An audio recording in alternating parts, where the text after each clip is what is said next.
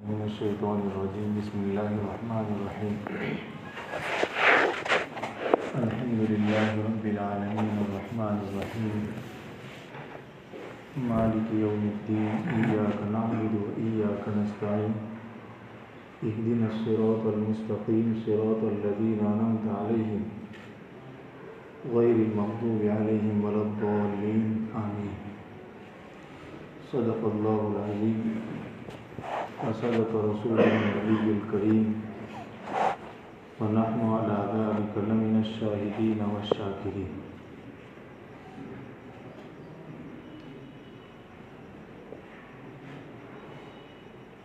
گزشتہ ہفتے قرآن کریم سے پہلے اور قرآن کریم کی تلاوت سے پہلے جو دو جملے پڑھے جاتے ہیں اعوذ باللہ من الشیطان الرجیم اور بسم اللہ الرحمن الرحیم، ان دو جملوں کے بارے میں مختصر سا مذاکرہ کیا تھا اور بہت سی مفید باتیں اس کے ضمن میں بیان کی گئی تھی.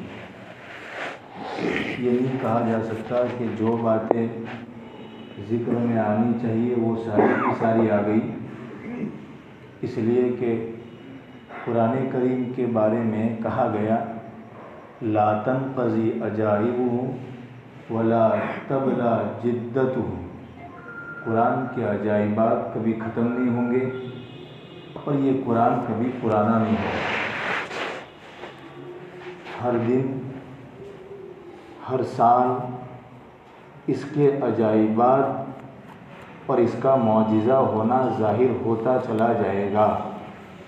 یوں کہیے کہ سائنس کی رفتار جیسے جیسے آگے بڑھتی ہے قرآن کریم کا اعجاز ایسے ایسے کھلتا چلا جاتا ہے.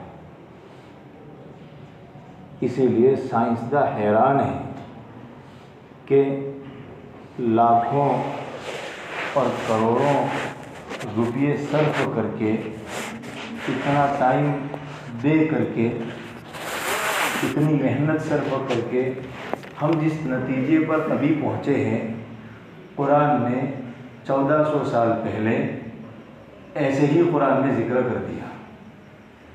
بہت حیران ہے سائنس، اس لیے کہ رب اس کے علم کی کوئی انتہا نہیں. ہر باب میں اللہ اشارے کرتے چلے جاتے ہیں، لیکن مقصود سائنس بتانا نہیں ہے، مقصود سائنس کے راستے سے اللہ سے ملانا ہے. بہت بڑا بنیادی فرق ہے. انسان سائنس میں کھو گیا، رب تک نہیں پہنچا، اور مقصود قرآن میں رب تک پہنچانا ہے. اسی لیے بار بار ان فی ذلک لآیات لأولی الابصار، عقل والوں کے لیے نشانیاں ہیں. ان فی ذلک لآیات لقوم یعقلون، ایسی قوم کے لیے نشانیاں ہیں جو عقل رکھتی ہیں بہت سی جگہوں پر. تو بہرحال یہ نہیں کہا جا سکتا کہ ساری تفسیر جو ذکر کی جانی چاہیے وہ ذکر کی گئی، ورنہ ہمارے علماء نے تو صرف اعوذ باللہ اور بسم اللہ پر کئی صفحات کالے کر ڈالے. لیکن جو باتیں ہم سب کے کام کی تھیں اور مختصر سی وہ وضاحت کی گئی. آج اللہ کا نام لے کر کے قرآن کریم کی سب سے پہلی جو سورت ہے سورہ فاتحہ، اس کے بارے میں کچھ مذاکرہ کرتے ہیں. قرآن کھولتے ہی سب سے پہلی سورت جو ہمیں ملتی ہے وہ سورہ فاتحہ ہے. اگرچہ قرآن کریم کی کچھ آیات تو نازل ہونا شروع ہو گئی تھی. سورہ اقرأ بسم ربک الذی خلق کی 5 آیتیں سب سے پہلے نازل ہوئی. اسی لیے بخاری شریف کی روایت میں ہے حضرت جبرائیل نے فرمایا اقرأ، پڑھیے. آپ نے فرمایا ما انا بقارئ، میں پڑھنے والا نہیں، میں نہیں جانتا. پھر فرمایا اقرأ، تیسری مرتبہ فرمایا. پھر آپ کو حضرت جبرائیل نے دبایا اور پھر چھوڑ دیا. پھر تفصیل ہے روایات میں، اور اسی وقت حضرت خدیجۃ الکبریٰ رضی اللہ تعالیٰ عنہا سے آپ علیہ السلام نے فرمایا تھا گھر جا کر، لقد خشیت علی نفسی، خدیجہ مجھے تو جان کا خطرہ تھا، مر جاتا آج میں۔ حضرت خدیجہ نے جواب دیا واللہ ما یخزیک اللہ ابدا، اللہ کے رسول، اللہ کی قسم اللہ آپ کو ضائع نہیں کرے گا۔ ابھی روایت کی تفصیل سنانے کا موقع نہیں ہے، جب کبھی اس کے ضمن میں بات آئے گی تو اس کا مذاکرہ کریں گے۔ تو قرآن کریم نازل ہونا تو شروع ہو گیا تھا، لیکن کوئی پوری صورت ایک ساتھ نہیں اتری تھی۔ سورہ علق کی کچھ آیتیں اتری، سورہ مدثر کی کچھ آیتیں اتری۔ ہاں، سورہ فاتحہ سب سے پہلی وہ صورت ہے جو پوری ایک ساتھ نازل ہوئی۔ مفتی شفیع صاحب دامت برکاتہم نے اس بات کو نقل فرمایا کہ سورہ فاتحہ سب سے پہلی نازل ہونے والی مکمل صورت ہے۔ تھوڑی بہت آیات تو دوسری صورتوں کی شروع ہو گئی تھی، لیکن سب سے پہلی مکمل صورت جو نازل ہوئی وہ سورہ فاتحہ ہے۔ سورہ فاتحہ کے بہت سے نام ہمارے علماء نے ذکر فرمائے۔ ایک نام تو اس کا یہی ہے جو مشہور و معروف ہے، جس نام سے میں اور آپ جانتے ہیں، سورہ فاتحہ۔ عربی زبان کا لفظ ہے فتح یفتح فتحن، عربی زبان میں کہتے ہیں کھولنا، اور فاتحتن کے معنی ہوتا ہے کھولنے والی چیز، اور چونکہ یہ سورت قرآن کو کھولنے والی ہے، یعنی اس سے قرآن کریم کی ابتدا ہوتی ہے، شروعات ہوتی ہے، اس وجہ سے اس کو سورہ فاتحہ کہا گیا۔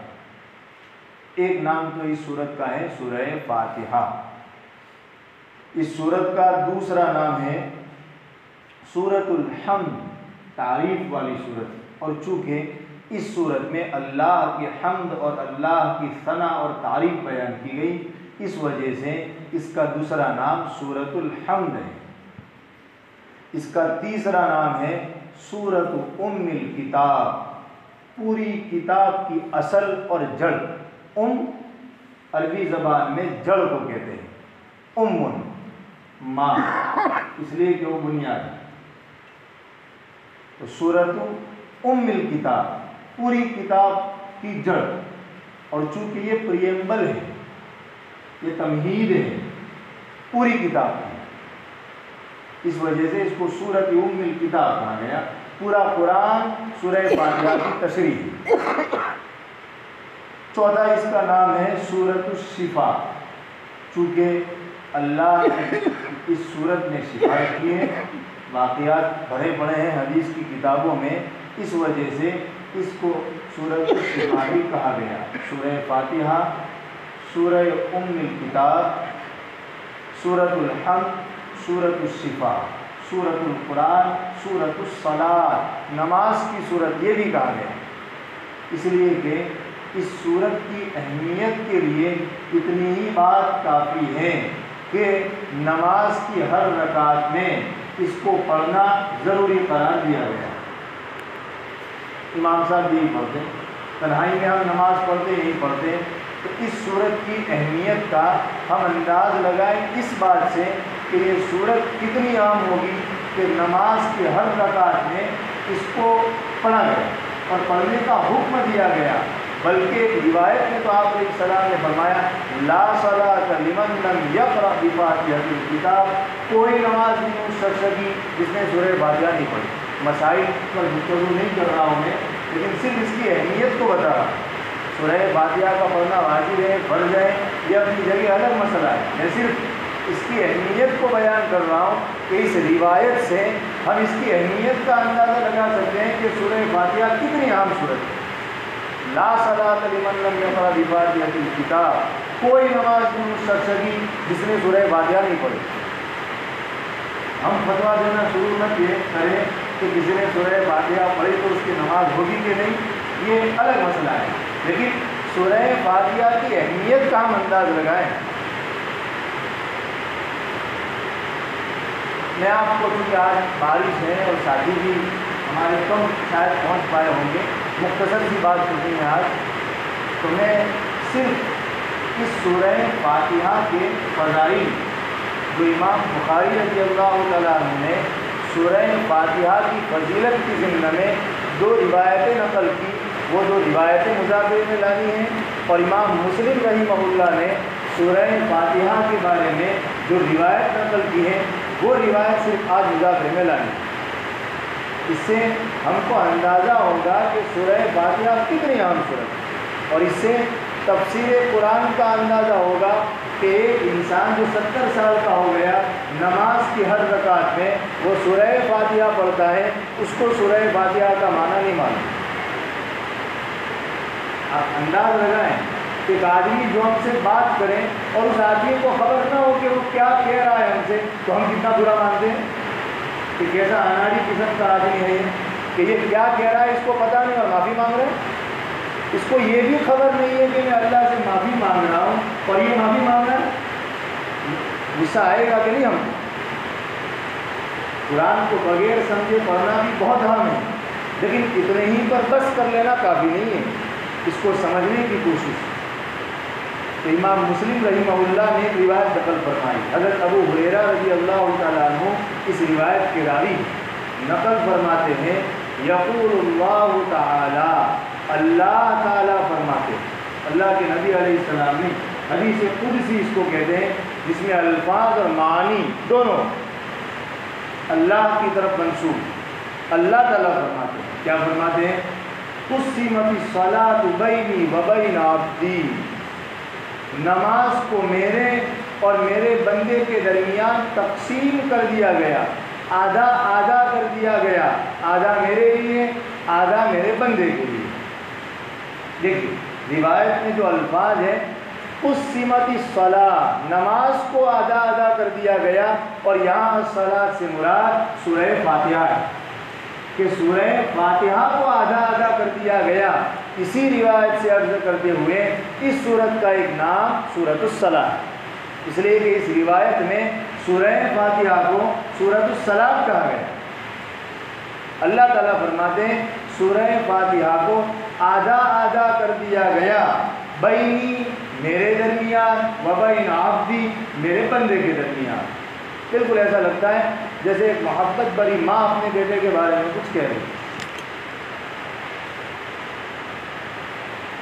نصفین، آدھا آدھا، کیا کس طریقے سے آدھا آدھا کر دیا گیا سورہ فاتحہ کو؟ انداز لگائیں کس طریقے سے آدھا آدھا کر دیا گیا۔ اللہ تعالیٰ فرماتے ہیں فَإِذَا قَالَ الْعَبْدُ، جب بندہ کہتا ہے الحمدللہ رب العالمین، یعنی سورہ فاتحہ کی پہلی آیت الحمدللہ رب العالمین جب بندہ پڑھتا ہے تو قال اللہ، اللہ اس کے جواب میں کہتے ہیں حمدنی عبدی، میرے بندے نے میری تعریف کی۔ آپ انداز لگائیں اس رب کی رحیمیت کا، اس رب کی ربوبیت کا، اور بندے کے ایک بول کی اس کے نزدیک کیا قدر ہے اس کا۔ اللہ کیا پڑھی؟ اس مالک الملک کو کیا پڑھی ہے؟ وہ تو بے نیاز ہے، میرے اور آپ جیسے اس کو تو ہزاروں مل جائیں، اسی لیے تو وہ قرآن میں کہتا ہے اگر تم نافرمانی کرو گے بدل دوں گا، بدل دوں گا، تمہاری جگہ دوسروں کو لے آؤں گا، تم لا یکونوا امثالکم، اور وہ جو دوسرے میں لاؤں گا نا وہ تمہارے جیسے نہیں ہوں گے، وہ تمہارے جیسے نہیں ہوں گے۔ ہمیں تو اس آیت پر یوں کہنا چاہیے کہ اللہ آپ کو تو ہم جیسے کروڑوں مل جائیں گے، لیکن مجھے آپ جیسا کون ملے گا؟ ہاں، اس آیت پر پہنچ کر مجھے اور آپ کو یہ دعا کرنی چاہیے کہ اللہ آپ کو تو ہمارے بغیر کوئی فرق نہیں پڑے گا، لیکن ہم کو تو آپ کے بغیر فرق پڑے گا۔ ہمارا خیال کون رکھے گا؟ ہماری صحت کون دے گا؟ اللہ ہم کو تمہاری ضرورت ہے، اگر سے تم کو ہماری ضرورت نہ ہو، ہم جیسے بھی آپ ہم کو سنبھال کر رکھیے اور ہدایت دیجیے۔ ثم لا یکونوا امثالکم، تو انداز لگائیں اس رب کی ربوبیت اور اس کی رحیمیت کا، وہی الرحمن۔ تو اللہ تعالیٰ فرماتے ہیں حمدنی عبدی، میرے بندے نے میری تعریف کی۔ پھر فَإِذَا قَالَ، جب بندہ دوسری آیت پڑھتا ہے الرحمن الرحیم، اللہ بہت مہربان ہے، بہت رحم کرنے والا ہے۔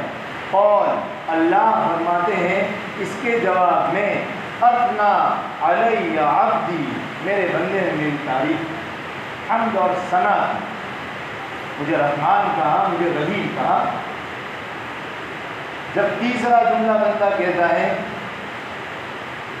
وَإِذَا قَالَ، جب بندہ کہتا ہے مالک یوم الدین، اللہ اب قیامت کے دن کے مالک ہیں، اللہ اس کے جواب میں فرماتے ہیں مجدنی عبدی، میرے بندے نے میری بزرگی بیان کی، میرے بندے نے میری بزرگی بیان کی۔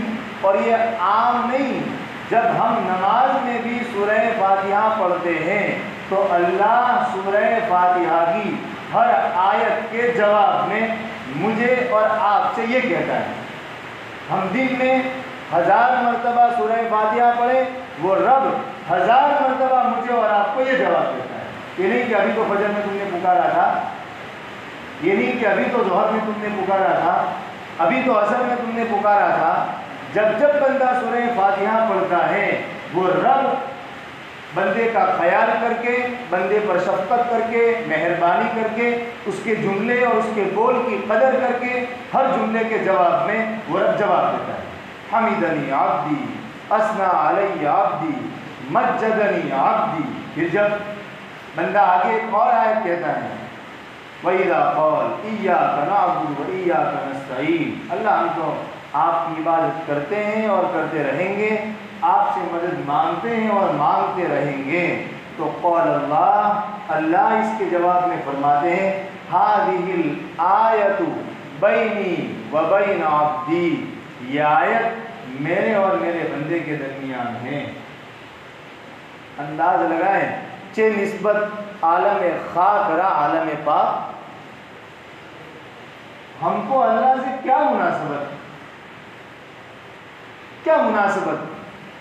ہم سراپا ناپاک، وہ سراپا پاک، ہم سراپا محتاج، وہ سراپا بے نیاز، ہم ہر وقت گناہوں میں ملبوس، اس کی حاجت اس کی حاجت، اور وہ سراپا سمد، لم یلد ولم یولد، کیا نسبت؟ لیکن وہ اللہ یوں کہہ رہا ہے بینی و بین عبدی، میرے اور میرے بندے کے درمیان ہے یہ۔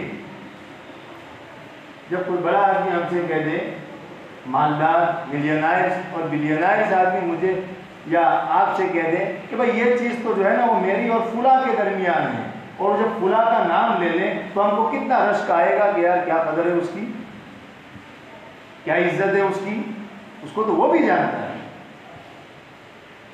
اس کو تو وہ بھی جانتا ہے۔ اللہ کہہ رہا ہے ھذا بینی و بین عبدی، کیوں؟ اس لیے کہ ایاک نعبد، اللہ آپ کی عبادت کرتے ہیں، اس میں اللہ کی تعریف ہے۔ اور جب ہم یوں کہتے ہیں وَإِيَّاكَ نَسْتَعِينُ، اللہ ہم آپ سے مدد طلب کرتے ہیں، اس میں دعا ہے۔ تو اللہ سے بھی اس کا تعلق ہے، بندے سے بھی اس کا تعلق ہے، اس لیے فرمایا هَذِهِ الْآيَةُ بَيْنِي وَبَيْنَ عَبْدِي، یہ میرے اور میرے بندے کے درمیان ہیں۔ پھر جب بندہ آگے کہتا ہے، اور یہی آیت ہے، بلکہ هَذِهِ الْآيَةُ بَيْنِي وَبَيْنَ عَبْدِي نِصْفَيْنِ وَلِعَبْدِي مَا سَأَلَ، یہ آیت میرے اور میرے بندے کے درمیان ہے، اور میرے بندے کے لیے وہ ہے جو اس نے مانگا، میرے بندے کو وہ ملے گا جو اس نے مانگا۔ اسی وقت اللہ جواب دے دیتے ہیں میرے بندے کو ملے گا جو اس نے مانگا۔ اب آپ انداز لگائے، بندے کو خبر ہی نہ ہو میں نے کیا مانگا، تو اس سے بڑھ کر شرمندگی کی بات کیا ہوگی؟ یہ نفل نہیں ہے، تفسیر قرآن فرض ہے۔ قرآن کا سمجھنا مجھے اور آپ کے لیے ضروری ہے، ضروری ہے۔ ایک مسلمان ہو اور قرآن سے ناآشنا ہو، اللہ مجھے اور آپ کو سب سے پہلے توفیق دے، سب سے پہلے مجھے توفیق دے کہ میں بھی سمجھوں۔ پھر آگے وَإِذَا قَالَ، اور جب بندہ کہتا ہے اهْدِنَا الصِّرَاطَ الْمُسْتَقِيمَ، اللہ آپ سیدھے راستے کی ہدایت دیجئے، ایسے راستے سے مجھے بچائیے جو گمراہ لوگوں کا ہو، مجھے نبیوں والے راستے پر چلا دیجئے۔ تو اللہ فرماتے ہیں ھذا لعبدی ولعبدی ما سأل، یہ میرے بندے کے لیے اور میرے بندے کے لیے وہ ہے جو اس نے مانگا۔ اس سے سورہ فاتحہ کی اہمیت کا اندازہ ہوتا ہے کہ سورہ فاتحہ کتنی اہم سورت ہے۔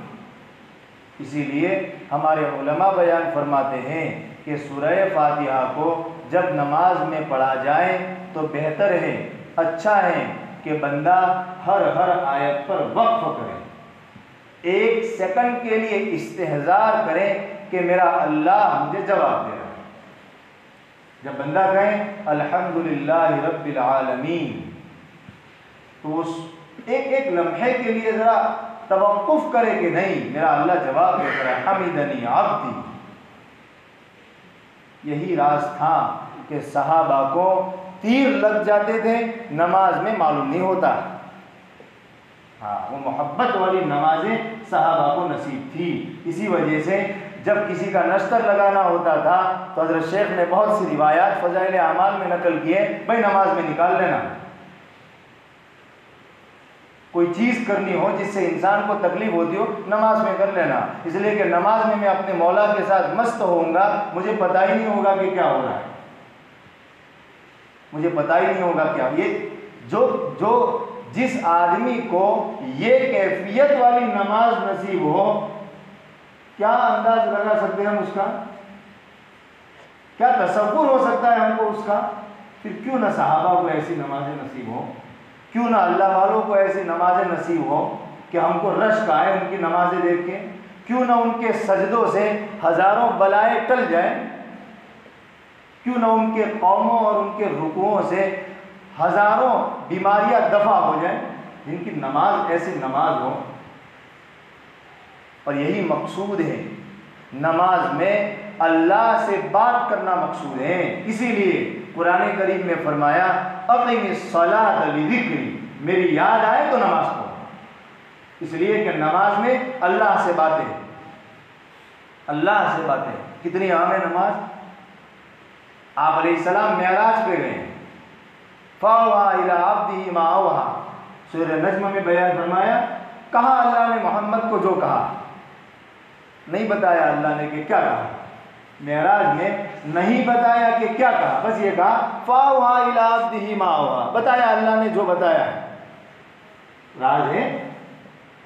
لیکن وہ نبی ساتوں آسمان کے اوپر جا کر بھی اپنی امت کو نہیں بھولا۔ اللہ توفیق دے، سب سے پہلے مجھے درود پڑھو، اللہ توفیق دے، مجھے نہیں بھولے۔ آپ کو یہ خیال ہوا کہ میری امت بھی اس مقام پر پہنچ جائے کہ وہ اللہ سے بات کرے، جیسے اللہ نے مجھے پوزیشن دی ہے۔ ارے ہر باپ یہی تو چاہتا ہے کہ بھائی اللہ نے جو مجھے اسٹیٹس دیا ہے، اللہ نے جو مال مجھے دیا ہے، اللہ نے جو عہدہ مجھے دیا ہے، وہ عہدہ بلکہ اس سے زیادہ میرے بیٹے کو ملے، ختم نہ ہو جائے۔ روایت میں فرمایا انا لکم بمنزلۃ الوالد، میں تمہارے لیے باپ کے درجے میں ہوں۔ آپ علیہ السلام بیان فرمایا انا لکم بمنزلۃ الوالد، میں تمہارے لیے باپ کے درجے میں ہوں۔ اب نہیں بھولے، آپ کو خیال ہوا کہ میری امت بھی اس مقام پر پہنچ جائے۔ اللہ نے نماز کا تحفہ دیا۔ چاہتے ہو نا کہ جیسے تم مجھ سے بات کر رہے ہو ایسے بندہ بھی مجھ سے بات کرے، لو نماز کا تحفہ لے جاؤ، اپنی امت کو دینا، مجھ سے بات کریں گے نماز میں۔ اقیم الصلاۃ لذکری، میری یاد آئے نماز پڑھو۔ روایت میں ہے جب کبھی آپ کو اہم معاملہ درپیش ہوتا آپ نماز پڑھتے، اس لیے کہ باتیں ہیں اس میں اللہ سے ہم کلامی ہیں۔ تو فرماتے ہیں ھذا لعبدی ولعبدی ما سأل، کتنی بڑی چیز ہے سورہ فاتحہ، اور کیا نور آ جائے اگر اس سورہ فاتحہ کو انسان سمجھ لے، اس کی نماز کہاں سے کہاں پہنچ جائے۔ ایک روایت تو یہ ہے جس سے میں اور آپ سورہ فاتحہ کی اہمیت کا اندازہ لگا سکتے ہیں کہ سورہ فاتحہ کتنی اہم سورت ہے، اور اللہ کے پیار کا انداز لگا سکتے ہیں کہ اللہ کو اپنے بندوں کی کتنی پرواہ ہے، کتنی پرواہ ہے۔ اسی لیے ہر نماز میں سورہ فاتحہ کی ہر آیت پر وقف کیا جائے تو اچھا ہے۔ ہمارے علماء یہ کہتے ہیں نہ کیا جائے جائز اور ناجائز کا مسئلہ نہیں، بلکہ کراہیت کا بھی مسئلہ نہیں، اچھا ہے، بہتر ہے، پسندیدہ ہے کہ انسان رک جائے، مستحب ہے، اچھا ہے۔ مفتی شفیع صاحب رحمہ اللہ کا ایک ملفوظ یاد آ گیا۔ حضرت مفتی شفیع صاحب رحمہ اللہ فرماتے ہیں مستحب کو لوگ اس لیے چھوڑتے ہیں کہ یہ مستحب ہے، حالانکہ مستحب کا معنی پسندیدہ، اور چونکہ وہ اللہ کو پسندیدہ ہے تو اس پر تو عمل کرنا چاہیے۔ لیکن مستحب کو لوگ اس لیے چھوڑتے ہیں کہ یہ مستحب ہے، حالانکہ مستحب اس لیے ہے کہ وہ اللہ کو پسند ہے۔ تو پسندیدہ عمل ہے، جائز اور ناجائز کا مسئلہ نہیں، بلکہ کراہیت کا بھی مسئلہ نہیں۔ اس بات کو ہم خوب سمجھیں، اگر کوئی امام وقف نہیں کر رہا کوئی حرج کی بات نہیں، کراہیت بھی نہیں آئے گی، کوئی مسئلہ نہیں، لیکن بہتر یہ ہے کہ انسان ہر آیت پر وقف کرے، ذرا تھوڑا سا توقف کرے، تھوڑا سا، یعنی سوچے کہ کوئی جواب دے رہا ہے۔ دوسری حدیث جو سورہ فاتحہ کے 5 منٹ چونکہ باقی ہے، ہم دوسری حدیث کے مذاکرے پر اپنی بات کو مکمل کرتے ہیں۔ امام بخاری رضی اللہ تعالیٰ عنہ نے جو 2 روایتیں سورہ فاتحہ کے فضائل کے باب میں اپنے صحیح بخاری میں نقل کی، اس میں سے ایک روایت علی بن مدینی رضی اللہ تعالیٰ عنہ جو امام بخاری کے استاد، صحابی نہیں ہے لیکن امام بخاری رضی اللہ تعالیٰ عنہ کے استاد ہیں، وہ راوی ہیں، وہ نقل کرتے ابو سعید ابن معلہ سے، کہتے ہیں ابو سعید ابن معلہ رضی اللہ تعالیٰ عنہ صحابی، کنت اصلی، میں نماز پڑھ رہا تھا، فدعانی النبی صلی اللہ علیہ وسلم، اللہ کے نبی علیہ السلام نے مجھے پکارا، فلم اجبہ، میں نے جواب نہیں دیا تو آپ علیہ السلام نے بعد میں یاد فرمایا، قلت یا رسول اللہ، آپ نے فرمایا بھی کیوں جواب نہیں دیا، کیا کر رہے تھے؟ فرمایا ہوگا نماز پڑھ رہا ہوں۔ تو میں نے کہا، وہ کہتے ہیں میں نے کہا یا رسول اللہ انی کنت اصلی، میں نماز پڑھ رہا تھا، اور اللہ کے نبی علیہ السلام نے فرمایا الم یقل اللہ، کیا تم نے یہ آیت نہیں پڑھی استجیبوا للہ وللرسول اذا دعاکم، کہ جب اللہ اور اس کا رسول تم کو بلائے تو جواب دو۔ یہ آپ علیہ السلام نے تربیت فرمائی ان صحابی کی، روایت کی تصریح مقصود نہیں ہے۔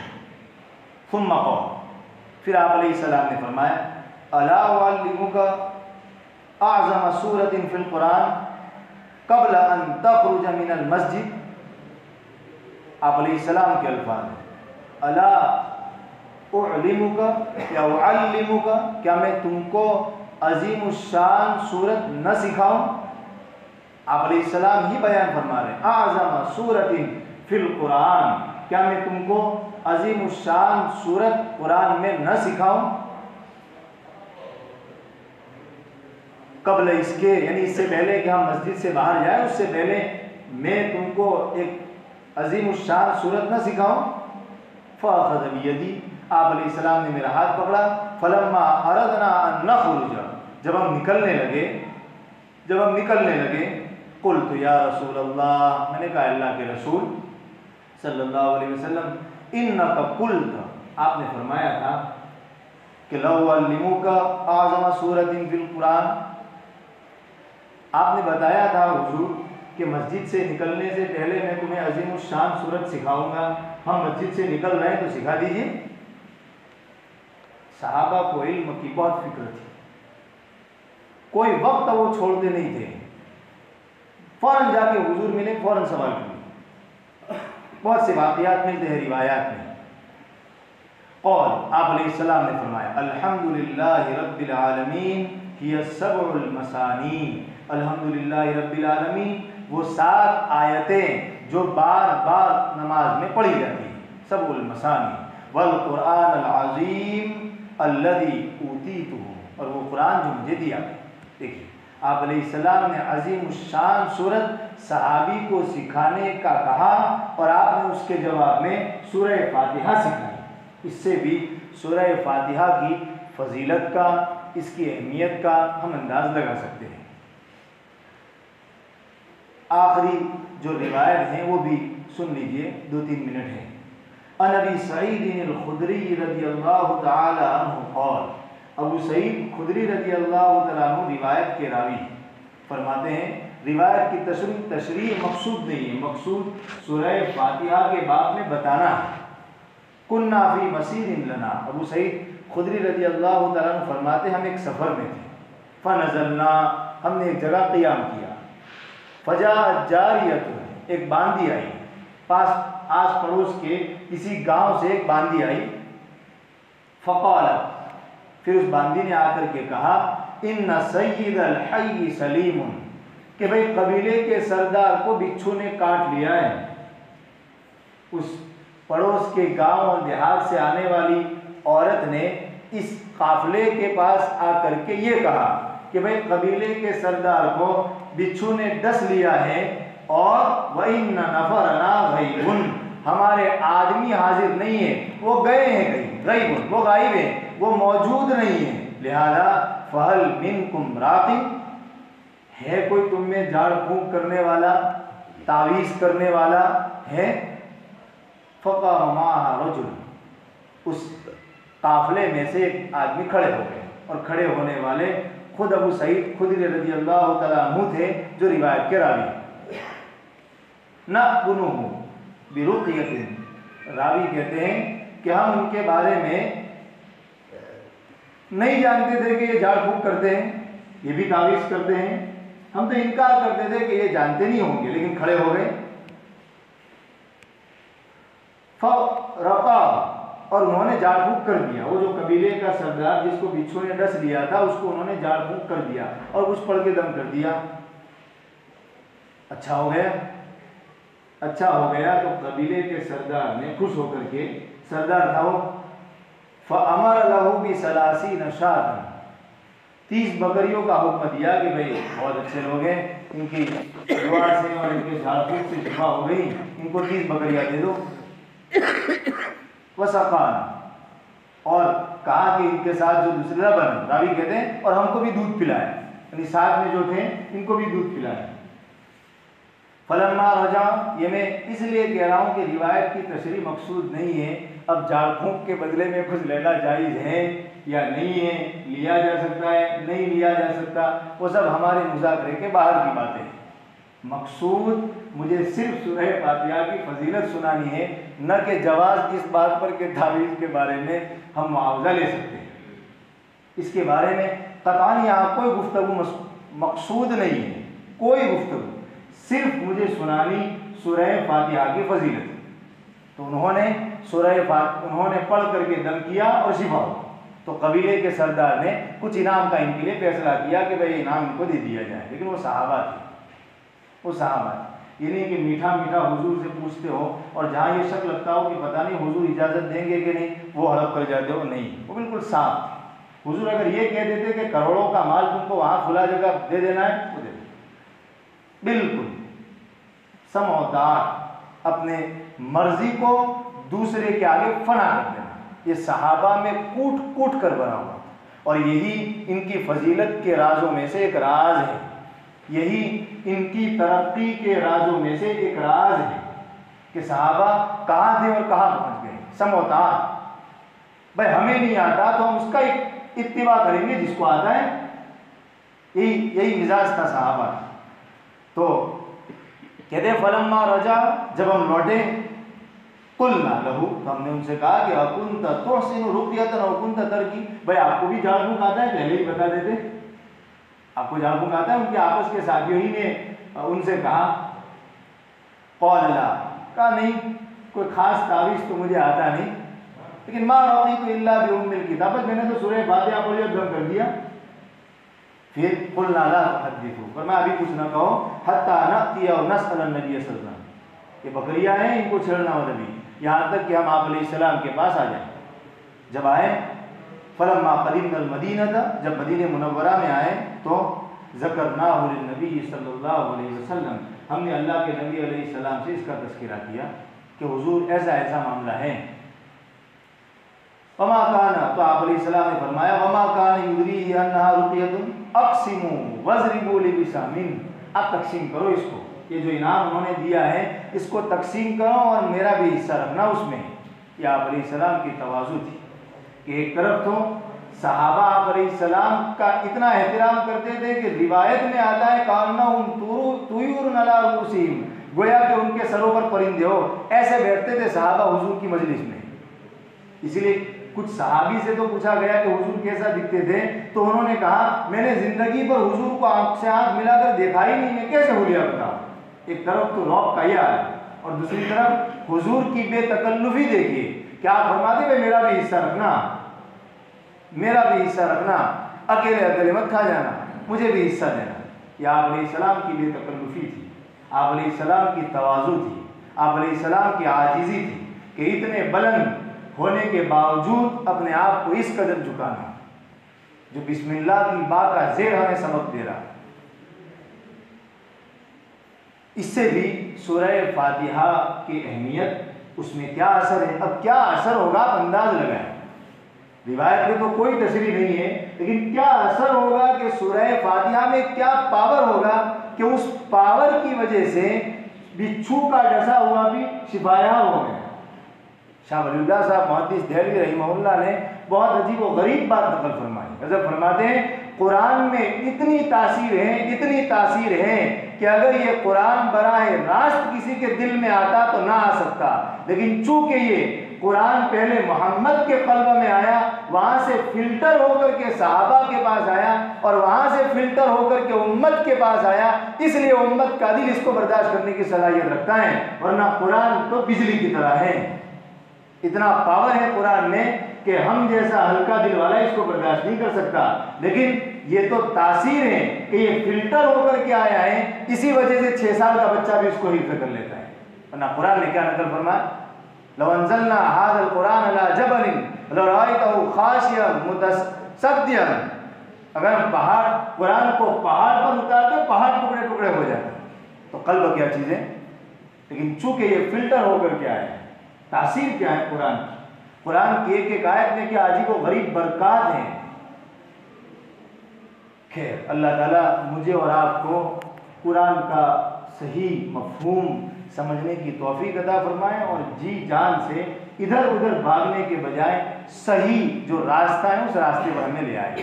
ہم ادھر ادھر سورہ فاتحہ میں شفا ہے، اس کو سورۃ الشفا بھی کہتے ہیں، سورۃ الصلاۃ بھی کہتے ہیں. 3 روایتیں ہمارے سامنے آ گئی جس سے سورہ فاتحہ کی اہمیت کا اندازہ لگایا جا سکتا ہے. 5 منٹ زائد ہو گئی، لیکن چونکہ ارادہ مختصر کا تھا، لیکن یہ روایتیں بھی خیر مکمل ہو گئی. اللہ ہم سب کو عمل کی توفیق عطا فرمائے. وصلی اللہ علیہ نبی الکریم برحمتہ.